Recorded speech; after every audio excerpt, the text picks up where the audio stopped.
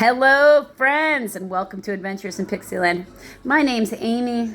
I'm an ordained minister, and we're in Bible study. We're in the NIV, and we will be till the end of 2025. We want to read as many versions of the Bible as we can, so we will get other ones up here. Just this is the one we're starting with. In this video, we're in Exodus chapter 37, and we are doing all of chapter 37, which is verses 1 through 29. So let's jump in. The ark. Bezalel made the ark of acacia wood, 2.5 cubits long, 1.5 cubits wide, and 1.5 cubits high. So that is 3 3/4 feet, or about 1.1 meters long, and 2 1/4 feet, or about 0.7 meters wide and high. He overlaid it with pure gold, both inside and out, and made a gold molding around it. He cast 4 gold rings for it and fastened them to its 4 feet, with 2 rings on one side and 2 rings on the other. Then he made poles of acacia wood and overlaid them with gold, and he inserted the poles into the rings on the side of the ark to carry it. It's not a very big box, but again, all this stuff has to be migratory with him. He made the atonement cover of pure gold, 2.5 cubits long and 1.5 cubits wide. So then F, that is about 3 3/4 feet. So the same dimensions as the box itself out of acacia wood. This is no real, the thickness of it doesn't really much matter. Then he made 2 cherubim out of hammered gold at the ends of the cover. He made 1 cherubim on one end and the second cherubim on the other. At the 2 ends, he made them one piece with the cover. Then the cherubim had their wings spread upward, overshadowing the cover with them, and the cherubim faced each other, looking towards the cover. So just as commanded. Imagine what that must have taken. Because, I mean, to stop and make anything, they're in the middle of trekking through the desert. At first they got to stop to cut down some trees, to make some wood, to construct anything. They got to stop to set up looms. They're going to stop to set out, any kind of weaving activity, any kind of dyeing activity. They have to have the ability to smelt this gold down to a liquid form, to pour it over any of this wood, unless they're using some sort of gold filigree. I mean, there's a variety of methods if it's just like a thin layer, if it was like a paint or something of that nature, but that's not what they're talking about, because they're talking about hammered gold. Well, to hammer it, you're going to need to have something that you can make hot enough to melt it first. A crucible is what that's called. The table. G here is, or he. So they really just mean, Bezalel. They made the acacia table. Well, they made the table of acacia wood, 2 cubits long and 1 cubit wide and 1.5 cubits high each.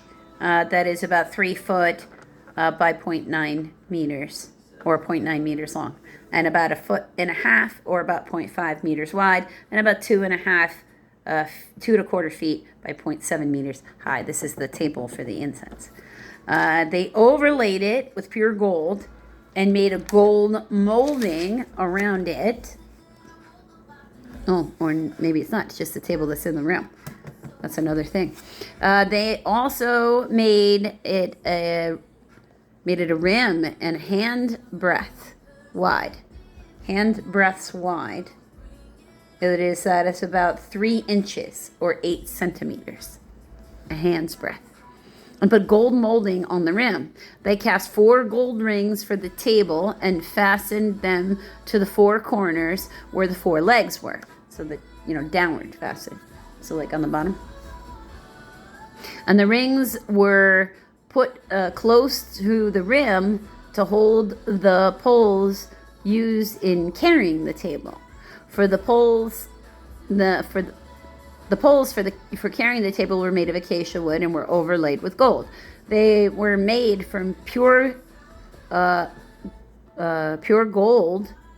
The articles for the table. Oh, and they made from pure gold the articles for the table. Its plates and dishes and bowls, and its pitchers for the pouring out of the drink offering. So he also cast all that too. The lampstand. They made the lampstand of pure gold and hammered it out, base and shaft.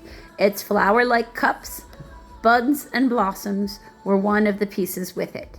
6 branches extended from the sides of the lampstand, 3 on one side, 3 on the other, and 3 cups shaped like almond flowers with buds and blossoms were on one branch, and 3 on the next.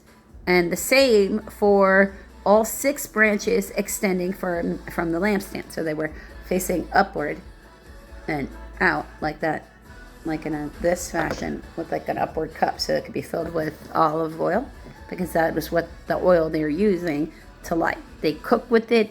They use it in medicines. They use it for light. It's the oil they readily have available to them. That's easiest to get, and it was their multi-use thing. It still has all those purposes. There's a lot of different tinctures one can make with olive oil for all kinds of stuff, outward and inward. It's really just good stuff, really. 6 branches extended from the sides of the lampstand, 3 on one side, 3 on the other. 3 cups shaped like almond flowers with buds and blossoms were on one branch, 3 on the next branch, and the same for all 6 branches extending from the lampstand. And on the lampstand were 4 cups shaped like almond flowers with buds and blossoms. 1 bud was under the first pair of branches extending from the lampstand, and the second bud was under the second pair, and the third bud was under the third pair, 6 branches in all. And the buds and the branches were all one piece with the lampstand hammered out of pure gold. They made its 7 lampstands, as well as its wick trimmers and trays of pure gold. They made the lampstand and all of its accessories from 1 talent of pure gold. So that has got a definition. That is, there it goes. That is about 75 pounds or 34 kilograms. So that's a lot of gold. The altar of incense. So this is the table where they'll put like the food and the various stuff for the offerings. The first table, this one, the altar of incense, verse 25. They made the altar of incense out of acacia wood. It was square, a cubit long and a cubit wide, and 2 cubits high. See, that is about 4. Is that right? No, that is about 1.5 feet by 0.5 meters long and wide, and about 3 feet or 0.9 meters high. Its horns, one piece with it. They overlaid the top of all the sides and the horns with pure gold and made a gold molding around it. They made 2 gold rings below the molding, 2 on opposite sides, to hold the poles used to carry it. So they could put it diagonally across. They made the poles of acacia wood and overlaid them with gold. Then they also made the sacred anointing oil and the pure, fragrant incense, the work of a perfumer. So he got some assistance there, possibly, with somebody who knows how to make perfumes. Whenever there is a giant task to do, it is good to note that God very rarely gives just one person that task.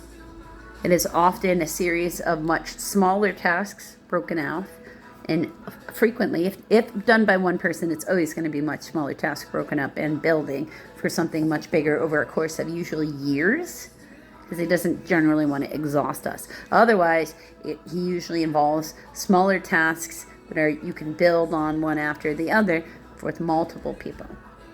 And we see this in the world all the time, We just don't often think about anything to do with God in it.